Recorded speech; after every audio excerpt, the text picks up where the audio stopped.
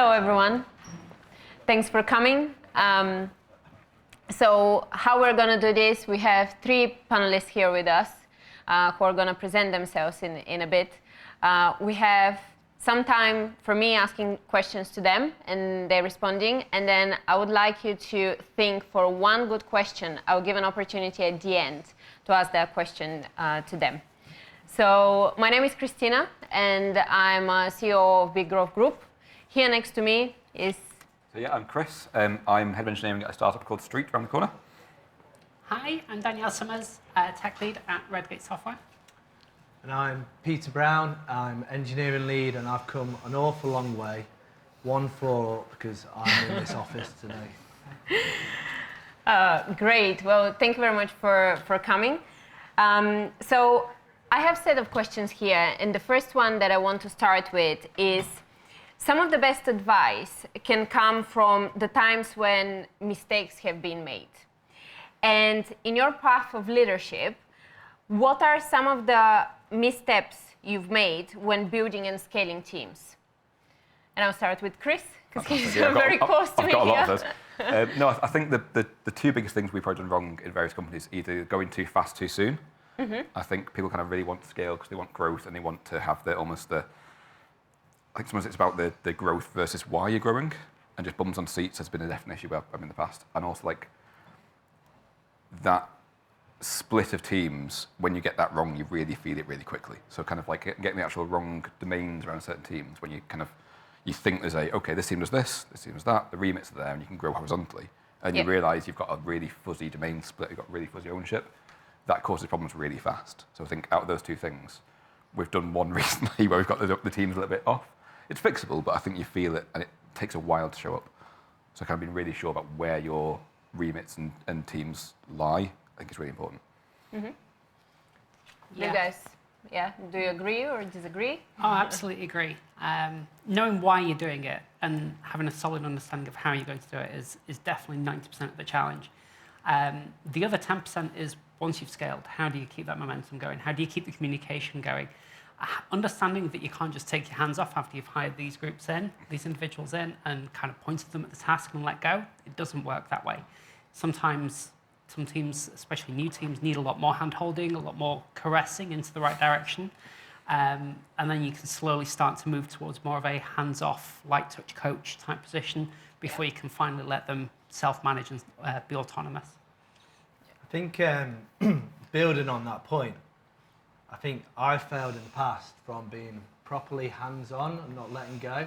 And I imagine a lot of people in the room who are doing startups will feel that pain or probably battle with that on a daily basis, because if you absolutely love what you do and you're starting a new business from scratch, I imagine that you're going to be really passionate about that and you want to embrace that journey, make sure the values and the vision of the company continues in the direction that you started out in.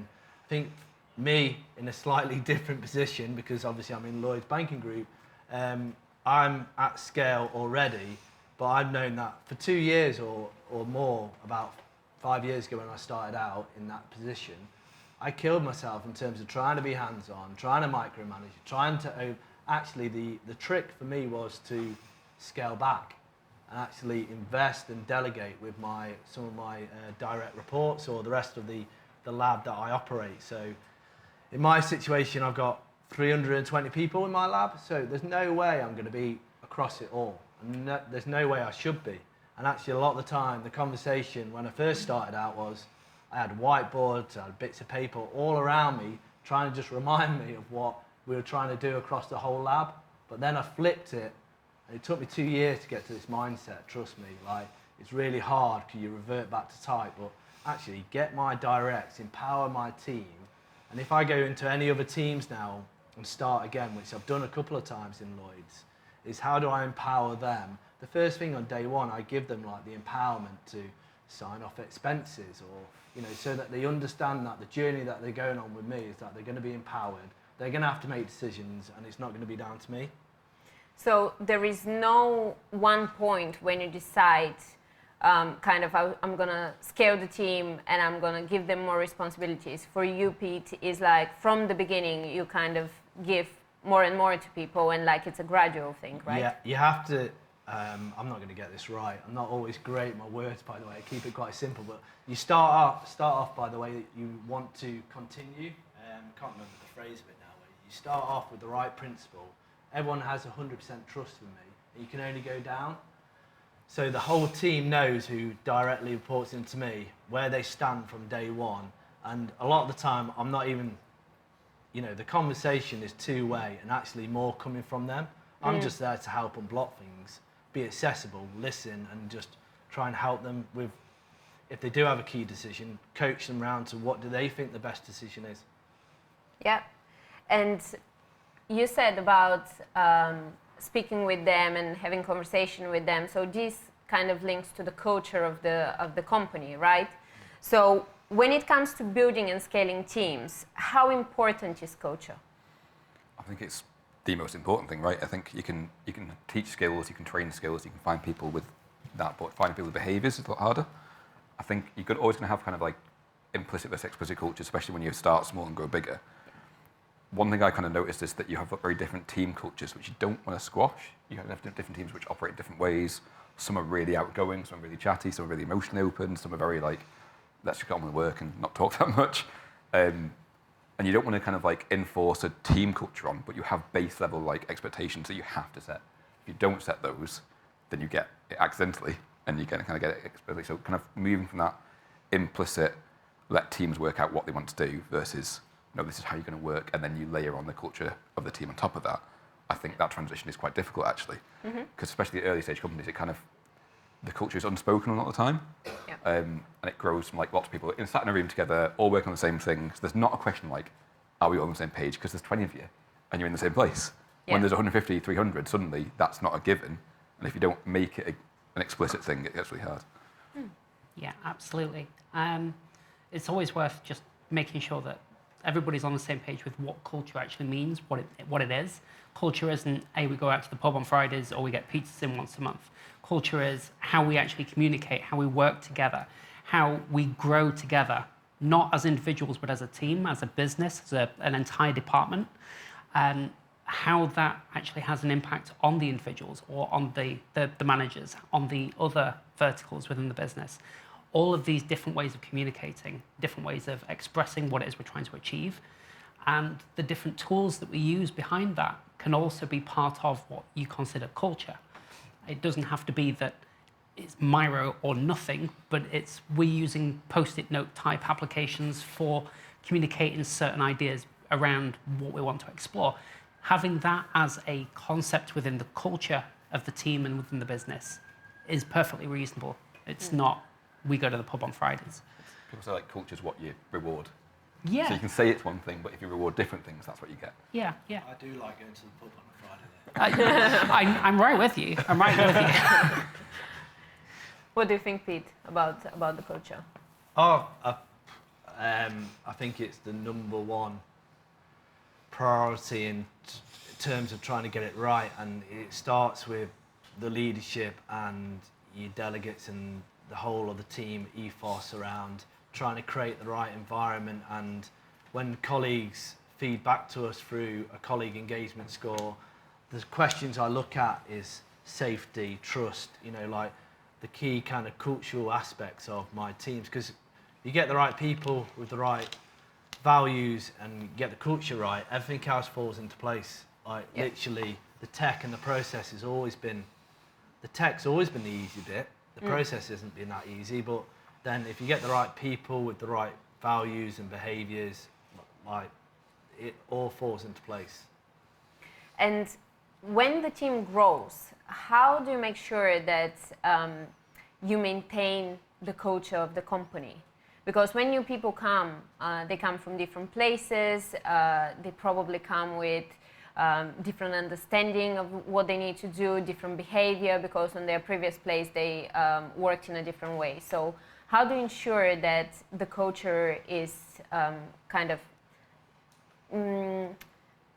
is set for them as well? They understand what's the culture of the new place and they kind of live it and breathe through it.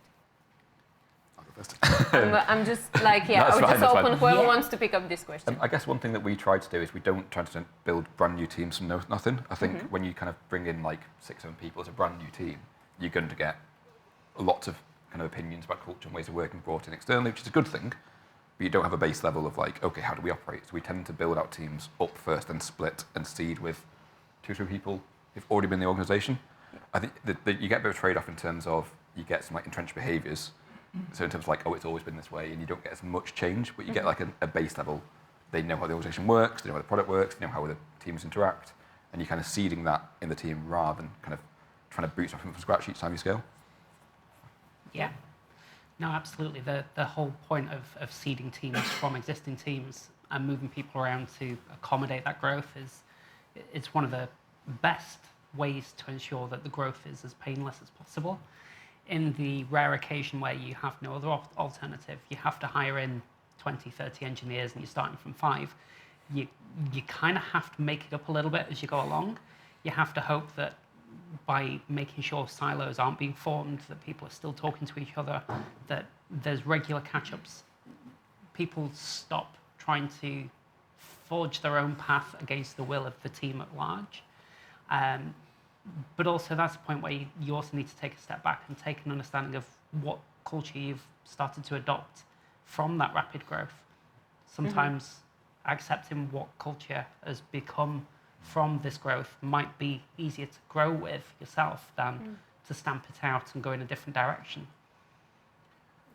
Yeah, and to add to that, I'll probably say 3 things from my perspective is starts with your recruitment and your recruitment strategy. So make sure that when you're recruiting people, you're not just trying to recruit the best.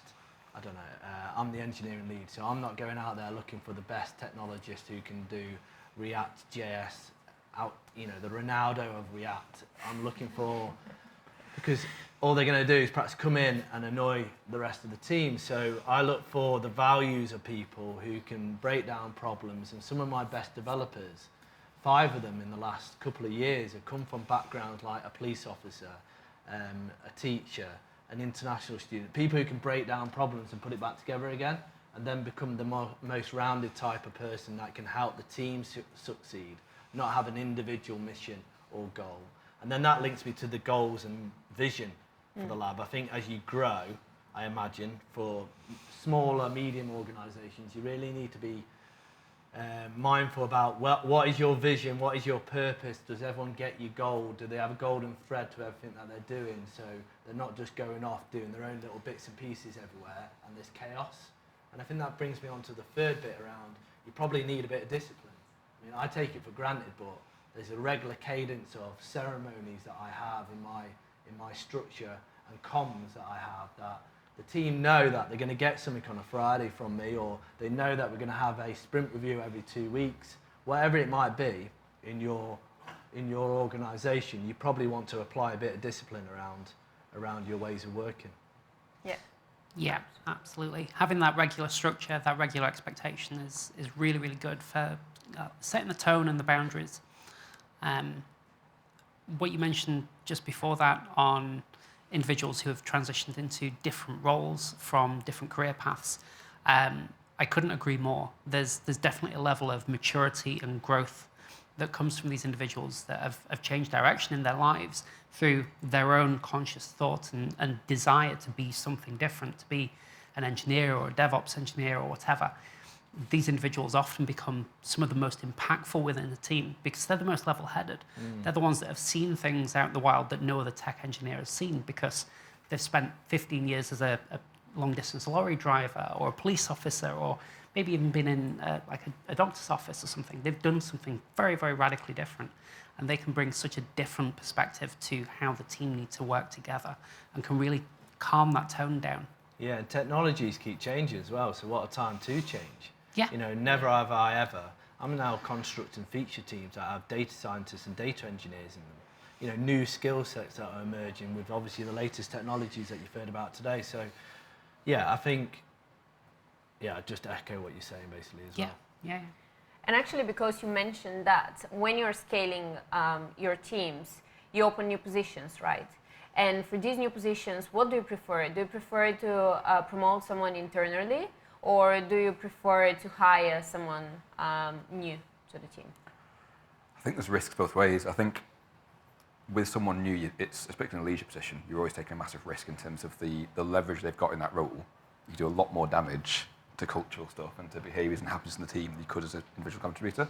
So in particular leadership positions, if you can bring up from internally, there's a lot more safety around the team culture, about behaviours and expectations. But obviously you've got a limited pool of people internally, and you can't, not everyone wants to be leadership, right? Not everyone wants to kind of make that jump up. So find the people who want to do it rather than who see it as well, I need to get promoted, it's my next step, so I guess I'll be a manager, or I guess I'll take the next step up. Those are the people you don't want to do that job. You want to find paths that they can do that instead.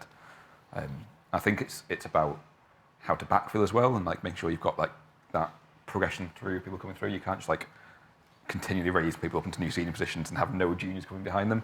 You need to make sure there's some semblance of like a gradient of challenge within the team, so people who want to do new types of work, who want to do something more architectural or more strategy based can do that, whereas people who want to get started have work to do, and there's people to do that work. So yeah, I think you need to make sure it's not just everyone goes upwards and it's a continual treadmill through the organisation. Yeah.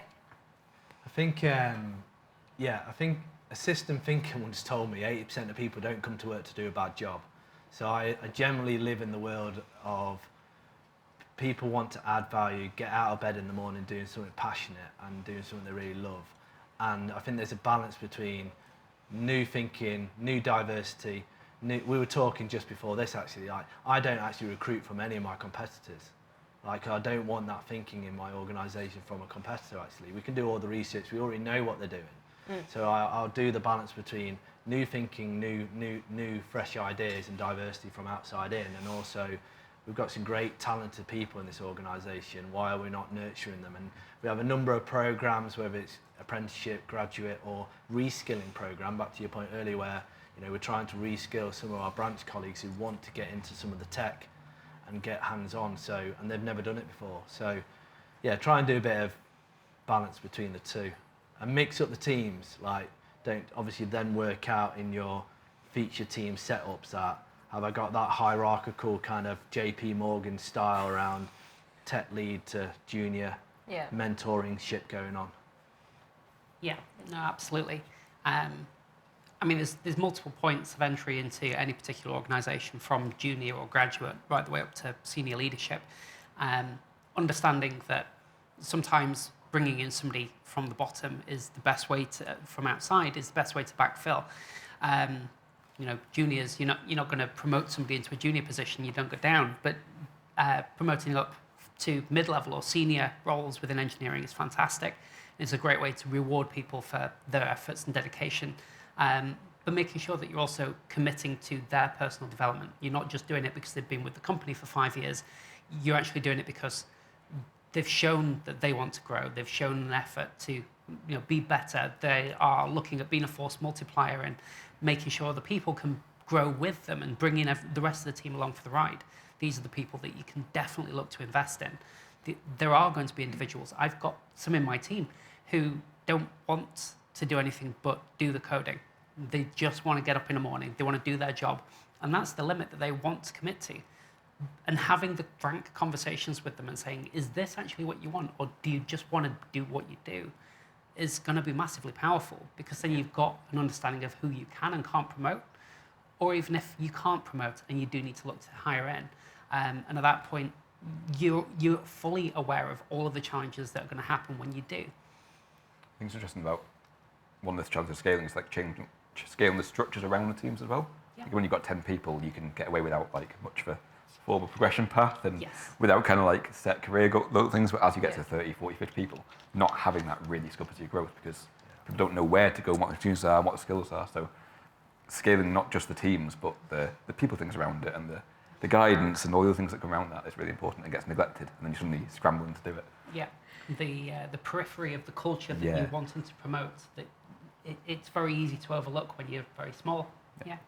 In an ideal world, in a sort of more medium, larger organisation, you have different career paths for different reasons. You have the technical career path as well, the Y-shaped, in terms of allowing technical people to be technical and progress them through their career. But as you know, not all technical people, to be honest, really worry about the actual grading of. They want to be recognised for being a mastery in what they do and be recognised by their peers and delivering great code. So money does make a difference in the pub on a Friday, but Yeah. Well, it depends what you want the progression for, like what you're striving towards. And because you guys mentioned regarding like hiring or promoting, and then we were speaking about the values and we were speaking about the culture. What are the realistic timescales needed to successfully scale a team? years. Longer than you expect. Piece of string, isn't it? Yeah. It's like most tech challenges. If you've got an idea, add 20%, and then you're probably going to overrun anyway. Yeah. I mean, I don't really have a perspective from ground up, from a small, and I'll let you both answer that. I mean, just in my general scale of where I'm operating at, it takes me a couple of years to just transform the organisation, the culture, the people, the skills gaps. It's a 2-year ride, and I know it every time. And I kind of know the sequence that you kind of go through to get there, but you can't just change, and it needs to be. You need to show the consistency over a period of time. Like just because someone might turn up for a month and do all good, it needs to be prolonged, and it needs to be part of the fabric, and you're not even questioning about why aren't we doing this and why aren't we using data to make informed decisions. We all know we should be looking at certain data sets. Yeah. From ground up, I don't know if you two. If you've got a team firing and doing well within 6 months, you've done quite well, I think. Yeah. In terms of like actually settled, knowing how they're getting on with having really set working practices, that feels like 3 months, very well done. Yeah. But really, like from starting and hiring and all that sort of stuff. I mean, lead times for hiring now are mad. Yes. Generally, so that always makes it harder. But just in terms of like the team has to get to know each other about the product, what they're doing, what they're trying to achieve, and there's going to be ups and downs and conflict, and that's a good thing. And you get to kind of work out where you're working to, but it doesn't happen overnight. So Yeah. I think expecting a team to be hired and as good as a long-standing team within like a few weeks is just never going to happen. A few months, probably never going to happen either. No. Even within 12 months, it's still really difficult because you're still dealing with growing pains. Yeah. I did from one team of 5 to 6 teams, 44. And that was in 8-9 months. That was an insane amount of growth, really, really quick. And I spent most of my time firefighting, trying to keep that culture on track, trying to keep people talking. It was exceptionally difficult from my side, and I had to constantly switch between light touch coaching and a little bit of signposting to being very hands-on and even sometimes a little bit micromanaging, because that was the only way we could keep everybody moving in the same direction. And each time you go through a new phase of growth, you reset a bit as well. Yeah. Because you change everything up and everything moves around, and you kind of have to relearn the teams and Yeah. Kind of linked as well. I generally think we're really bad at recruitment though as well, the hiring process. So when you're hiring people, you want them to walk away thinking it was amazing. Even if they're not successful, you want them to walk away from the process. And how often, realistically, you probably know yourselves, do you not get round to rejecting people in the right way and giving them the right feedback, and they walk away from the process probably a bit annoyed? Because the amount of hires that I've done through word of mouth and people knowing people, and it's a small world, especially in the Northwest. Yep. There's only so many people in this world, so make sure you look after the hiring process in terms of helping you grow. Yeah, word definitely does get around as to what the hiring process is like, how the feedback and formality was. Probably don't stick to the same 5 questions, because that'll get around pretty quick as well. But yeah. You're now going to tell me something about Lloyds, aren't you? No. Good. So, okay, I would like to ask you one more question, and it's for those people in the room today who are probably facing some of the challenges of needing to scale their teams. What's one practical step they can take today to help them make a forward plan? Maybe one practical step and explanation to it, brief one. Let's start from Pete. Let's say it's open form. Let's start from Pete.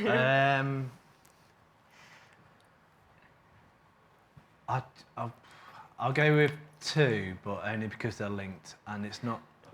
The 2 would be really clear about your purpose, your vision and purpose. Even your mission statement of here and now, but your vision in the future and the purpose of the team. Because without that, on the subject of scaling, it's never going to work. If you've got people coming in at any, whether it be 7, 10, 50, 200, it becomes relevant to any size. So I think be really clear on your purpose and your vision, including your mission statement of here and now, we need to do this today. And probably just think about your people and the people kind of recruitment process, or putting the right people in for the right roles. And don't just go for like, I just believe that they're amazing at code and I'm going to bring them in, because that could just scupper you from day one. You kind of need the right value. You need the right people with the right values to supercharge you, I'd say. Yeah, absolutely. Yeah, you can hire superheroes in to really deliver a piece of code, a piece of the project. But when it comes to the values and the general scope of the project, the whole vision, they can be really detrimental sometimes. So it's I'd rather bring those up internally and nurture them rather than bring them in. For me personally, and it's going to sound a little bit corny, speak to a coach, speak to some other random third party that you can find online for 50, 60, 80 quid for an hour. Just have that frank conversation where somebody really probes into the meaning behind what you're trying to achieve and gets you to really think outside the box. I don't know how many people have done any formal coaching training of their own, but I find it difficult to coach myself through issues. So speaking to somebody else that I know and can trust to walk through some of these questions to help me probe my own challenges and see what it is that I might be missing or what I might be aware of but not able to cognitively put my finger on before scaling these teams up. I think that's a really good point, actually. We had a really good conversation before in the session, actually, where I think most of these problems aren't new problems. Someone has done this before. Find that someone who's done it and finding someone a few steps ahead of you that you can talk to say, how did you solve this problem? We've got this particular structural weird thing to hit, or a scaling problem. I mined your brain for loads of information before that I'm going to take away. That's good. For free, thank you very much. But I think that sort of thing is massively valuable. And I think the point around the why you're trying to scale, it's not just bums on a seat, it's not just spending investment money, it's what you're trying to do and achieve and build. Make that make sense first and map that out and then work out who the people are that do that. Because if you don't need to scale to do that, that's ideal, right? The best way to do things is not have more people in the organization makes you slower generally. Yeah. So if you can do it without bringing new teams in and do more things in a different structure, fantastic. Yeah. Not to say overload teams and just pile things on, but sometimes it's you go kind of like, okay, we need more people, and then work out what to do with them versus, well, what we're trying to do. Yeah. And then who's the right people to do that? I think it kind of back to front sometimes. So yeah, I'm going to steal both of yours, sorry. Absolutely valid points. And sometimes just asking the question, does this have to be delivered now or can we wait another 12 months? Yeah. Yeah. Amazing. Now I would like to open the room for you guys to ask questions, and I can see the first person there. Thank you so much. That was really, really insightful. Danielle, I really liked the point that you made around how culture is all about how we communicate and grow together and not just about the pub on Fridays. I know that got a few chuckles, but if you're not communicating right, then your organization is going to be the talk of the pub on Fridays and the lack of communication and the poor culture. So my question is, how do you pivot or adapt once you notice that your communication style isn't working? So if you kind of hear from your team that things aren't working out, maybe people are starting to burn out, or just you're noticing things are broken, how do you kind of pivot as you're scaling and adapting to that kind of feedback that you're getting from your community? I would love to tell you that there's a very straightforward 3-step program. Unfortunately, it's not quite so straightforward. It starts with sitting down with people who tell you that there's a problem or that you see are struggling the most and understanding that. And sometimes that requires that light touch coaching that's required to probe what's going on. Sometimes you can have that frank and very vulnerable conversation as to what the challenges are. And then from there, it's bring the right people together. And that could be all of the juniors across all of the teams and getting all the juniors together to understand what their problem is that's happening that they are all seeing. Or it could be just a select full of tech leads, LSEs, etc., to really probe what's happening at the upper level within these teams, and see if there's a way that we can guide everybody towards a new solution. I have never found doing it in isolation or doing it myself and telling people what to do has ever actually worked right.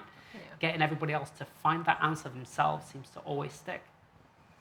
Yeah, and I think obviously you listen, but you don't necessarily need to just adapt to your style. You could be using others around you. I've had numerous situations where I'm probably not the right person with an individual on a one-to-one basis on a situation that they're facing into.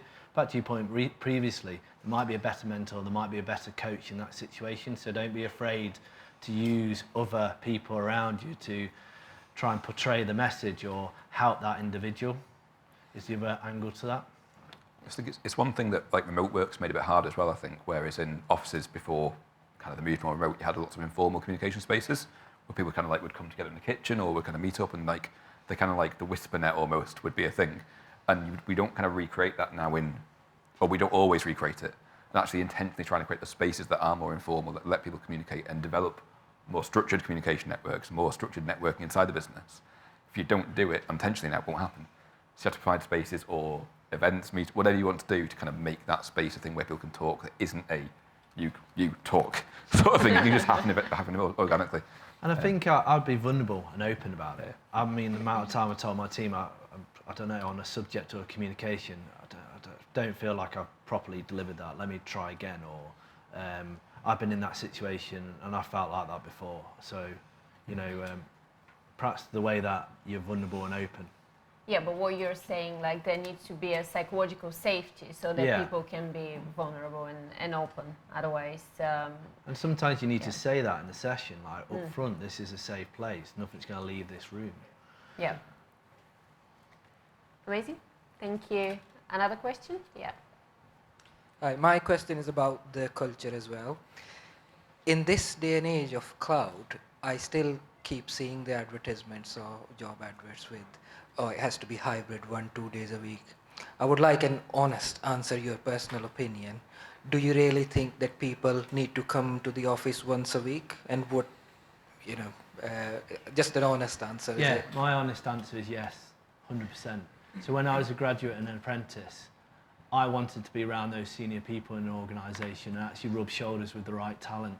So without actually being in the office and having those conversations and having those safety conversations, there's no way of doing that over a Zoom call. You're not being fair to the future talent, and we've got a digital skills gap in the UK right now. So I think it's pretty fair for organisations to say 1 or 2 days a week. We're not going back to 5 days. Some companies are. We're not in Lloyds, but some companies might pivot to 5. But I think it's pretty fair contract to have to say to come in a couple of days a week and do your bit for the rest of the UK economy. That would be my direct response. Yeah, from my perspective, I personally will always be in the office as much as I'm needed. That can sound like a bit of a cop-out because yes, there are weeks on end where I don't go into the office, and other times I'm in the office 5 days, 6 days a week. And I adapt to what's needed in that time. For my team, I try and set realistic goals. My team are scattered pretty much all across the UK, and we congregate into Cambridge, that's where my employer is. That can be quite difficult and challenging to orchestrate everybody in at the same time, but we try and set clear goals within a 3-month window. Yes, being in the office is immensely valuable. For me personally, this is another tidbit of mine. I quit smoking recently, and I desperately missed the smoking group that used to hang around the side of the building and chat about all of the challenges that were happening, because I was suddenly then involved in so much more than what was just happening in engineering. I tried to recreate that through lockdown and through hybrid working, through keeping those lines of communication open, trying to inject myself into other conversations or the challenges that other parts of the business were having, and trying to kind of build that internal network. But it's very difficult when working remotely. When I'm in the office, I could just walk up to a random person I've not really spoken to before but seen around and introduce myself and get to know them a little bit. I appreciate that's because I'm perhaps a little bit more outgoing, a little bit more extrovert, but it's definitely still valuable to have that networking opportunity within the business. Otherwise, you end up pigeonholed into, you're in this team, you're doing this product. That is your career then within that business is already decided the day you've started. I think I have to be. I think we've hired teams explicitly and openly to say, if you want to be in the office, this is a good place to be. In terms of, if you want to be fully remote, you're probably not going to enjoy it here. And like made that a conscious choice where people know what they get into. I think if you're saying you don't have to be, the thing you can't do is say, you can be fully remote and then not build structures to make that work. If you're doing it fully remote, you have to build something that makes that possible, and you can't just like, well, people work it out. You have to have something there to make that possible, and some way, like you said, about bringing people together. Just going, well, the office environment, all that stuff that exists in physical location will just map over to Slack or to Zoom or whatever, isn't going to happen without effort. So I think you have to make an intentional choice towards one of them and then make that work, which is, again, a cop-out, sorry. Amazing. Thank you very much for the amazing answers, and thank you very much for the questions. If you have any other questions that you would like to ask us, just because the time is up, maybe we can stay on the back of the room just for a little bit longer, and you can ask your questions. Yeah. Thank you. And I'll be around for Thanks.